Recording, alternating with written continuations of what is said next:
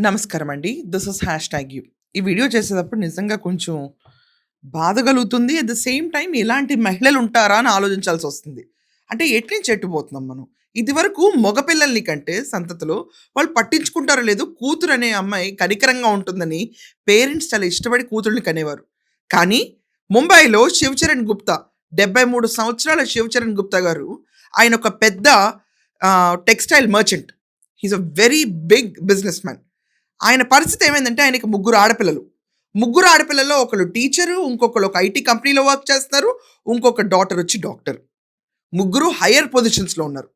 ఆ ముగ్గురిని అంతదాకా చదివిచ్చి, వాళ్ళకి పెళ్ళిళ్ళు చేసి, ఆస్తి పంచిన తర్వాత ఆయన సొంత ఇంట్లోంచి గెంటేస్తే ఆయన చివరికి ఒక ఓల్డ్ ఏజ్ హోమ్‌లో తలదాచుకునే పరిస్థితికొచ్చారు. 3 సంవత్సరాల నుంచి సోనాపేట్‌లో ఒక ఓల్డ్ ఏజ్ హోమ్‌లో ఉంటున్నారు ముంబైలో. ఆయనకి ముగ్గురు కూతుళ్ళు ఎక్కడెక్కడ ఉన్నారంటే హర్యానా, ముంబై, గుజరాత్‌లో ముగ్గురు కూతుళ్ళు సెటిల్ అయ్యారు పెళ్ళిళ్ళు చేసుకొని. దాని తర్వాత ఓల్డ్ ఏజ్ హోమ్‌లో జాయిన్ అయిన 6 నెలలకి ఆయన సతీమణి కాలం చేశారు. దాని తర్వాత సింగిల్‌గా ఆయన అలాగే ఓల్డ్ ఏజ్ హోమ్‌లో కష్టాలు పడుతూ ఆయన ఫోన్ పక్కనే పెట్టుకొనున్నారు ఆఖరి రోజుల్లో. కూతుళ్ళు ఎవరైనా ఫోన్ చేస్తే మాట్లాడదామని ఎదురు చూస్తూ లిటరల్లీ ప్రతి సెకండు ఎదురు చూస్తానే ఉండేవాళ్ళని ఓల్డ్ ఏజ్ హోమ్ వాళ్ళు చెప్పారు. చాలా క్రూరాతి క్రూరమైన కూతుళ్ళని ఈరోజు మనం చూడబోతున్నాం. అయితే 'శివచరణ్ గుప్తా' గారికి కొంతకాలంగా ఒంట్లో బాగోట్లేదు అని చెప్పి ఇంటిమేట్ చేసినా కనీసం ఏ కూతురు తిరిగి ఫోన్ చేయలేదు, డబ్బులు కూడా పంపించలేదు. తర్వాత ఆయన కండిషన్ క్రిటికల్‌గా ఉందని తెలిసిన తర్వాత, మేము రాటానికి వీలు పడదు. మాకు కొంచెం ఇబ్బందిగా ఉంది. మీరే హ్యాండిల్ చేసుకోండి అని చెప్పి ఓల్డ్ ఏజ్ హోమ్ వాళ్ళ పైనే తోసేసారు ముగ్గురు కూతుళ్ళు. ఓల్డ్ ఏజ్ హోమ్ వాళ్ళు ఫోన్ చేసి, "మీ నాన్నగారు మీ ఫోన్ కోసం ఎదురు చూస్తున్నారు. ఒక్కసారి మాట్లాడండి" అంటే మాట్లాడలా. తర్వాత ఆయన చనిపోయారు. ఆయన కాలం చేసిన తర్వాత మంగళవారం రోజు ముంబైలో ఆయన కాలం చేశారు. కాలం చేసిన తర్వాత అంత్యక్రియలకి రమ్మని ఫోన్ చేశారు. "మేము రాలేము. మా ఇంట్లో పనులున్నాయి. మాకు మీటింగ్స్ ఉన్నాయి. మేము బిజీగా ఉన్నాము. మీరే కానిచ్చేయండి" అని చెప్పి ఇద్దరు కూతుళ్ళు డబ్బులు కూడా పంపించలా. ఒక కూతురు ఇంకా గొప్పది. అంటే ఇంతకంటే దరిద్రపుదాన్ని నేను ఎక్కడ చూడలేదు. ఈ ముగ్గురు ఒక పెంటమూకలాగా ఉన్నారు. దీంట్లో ఒక కూతురు రూ. 5,100 పంపించింది. అంత్యక్రియలు చేసి దానికి మినిమమ్ కాస్ట్ ఉంటది కదండీ! కట్టెలు కొనటానికి ఈటికి. ఏంటి మనకి అక్షరాభ్యాసం చేసి మనని పైకి తీసుకొచ్చిన తండ్రికి 5,100 భిక్ష వేసింది ఈ మహానుభావురాలు. నామాలు పెట్టింది వీడియో కాల్‌లో. "ఎయిటర్ ఆమె నామాలు చూపించండి. ఆమె వీడియో కాల్ ఒకసారి ఇక్కడ చూపించండి. మీకు సైడ్ బ్లాక్‌లో వీడియో కాల్ కనిపిస్తుంది." ఆళ్ళ నాన్న అంత్యక్రియలు చేస్తుంటే వీడియో కాల్ చూస్తా కూర్చుంది. కనీసం దగ్గరికెళ్ళటానికి కూడా టైం లేదు. అంత్యక్రియలు జరుగుతున్నంత సేపు ఆ అమ్మాయి వీడియో కాల్‌లో పక్కన ఎవరితో మాట్లాడుతూనే ఉంటుంది. బిజీగా ఉంటుంది. కనీసం ఫోకస్ కూడా ఉండదు. అంత దరిద్రపు నిజంగా ఇలాంటి క్రూరమైన ఆడజాతి కూడా ఉన్నారు. 150,00,00,000లో ఇంతమందిలో ఇంత దరిద్రపు ఆలోచనలోళ్ళు కూడా ఉంటున్నారు. చూడండి ఎలా ఎళ్తుందో. అయితే ఇంకా అది చాలదన్నట్టు 5,100 గంగలో కూడా కలిపేయండి ఆయన అస్థికలని ఈళ్ళకే పనప్ప చెప్పేసింది. 5,100 ఇంత దాతలు గొప్ప మనుషులు. ఫోన్ మాట్లాడుతున్నప్పుడు ఇంకెంతసేపు పడుతుంది? నేను భోంచేయాలి అర్జెంట్‌గా. ఇంకా ఎంతసేపు ఇదంతా నాన్‌సెన్స్ అన్నట్టు కాల్‌లో బయట రికార్డ్ అయిన వీడియో బయటకొచ్చింది. अभी और कितना टाइम लगेगा? तो हम लोग भी क्या खाएँगे और नहाएँगे, चूल्हा जलाएँगे। తినకపోతే చస్తుందా? తినకపోతే చస్తందా? ఇలాంటి మోకని పబ్లిక్‌లో ఎండేస్తే తప్ప ఇంకొకళ్ళు ఇలాంటి ఎదవేషాలేయరు. ఇదొక స్టైల్ అయిపోయింది ఈ రోజుల్లో. పేరెంట్స్‌ని భరించలేము. అమ్మమ్మలు, తాతలైతే ఇంకా గాన్ చాప్టర్. ఆళ్ళని పట్టించుకునే అవసరం కూడా మాకు లేదు.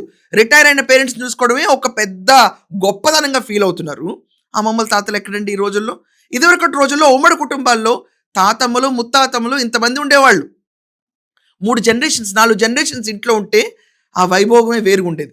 కానీ ఈరోజు ఈయన 'శివచరణ్ గుప్తా' గారు బిజినెస్ చేసి పెద్ద వ్యవస్థ నిలబెట్టి ఆయన ముగ్గురు కూతుళ్ళనంత సాధించి చదివిచ్చేదాకా కష్టపడి వాళ్ళతో ఉండి ఆఖరి నిమిషంలో కూడా తోడులేని ఈ ఎదవ మోకని కని ఆఖరికి అంత్యక్రియలు కూడా మొబైల్‌లో చూసి మాకెక్కువ టైం లేదు మేము భోంచేయాలి అని చెప్పే ఇంత దరిద్రపు మొహాలని ఒకసారి మీరందరూ చూడాలి. అందుకే ఈ వీడియో చేస్తున్నాను నేను. ఎంతమందికి వీలైతే అంతమందికి ఇలాంటి మొహాలను ఎక్స్‌పోజ్ చేయాలి. రేపు ఇంకొకడు భయపడాలి. ఒక కన్న తండ్రినో, కన్న తల్లినో అంత్యక్రియలు కూడా వీడియో కాల్‌లో చూసుకుంటామని దేబ్రించే మొహాల్ని. అమెరికాలో పోతారు చాలామంది.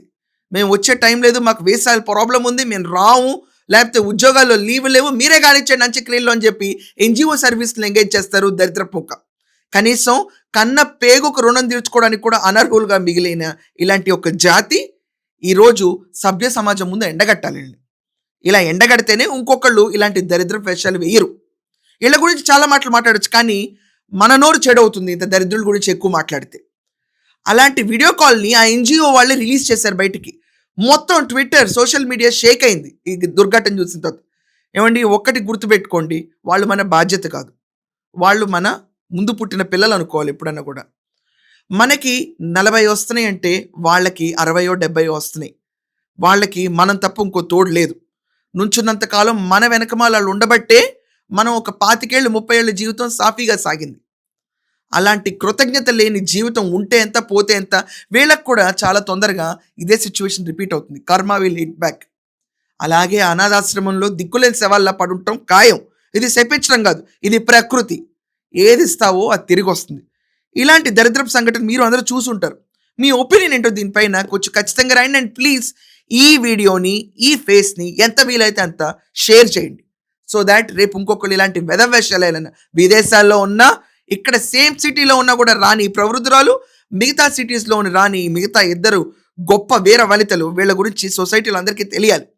Kindly share this. That's all for now. Thank you.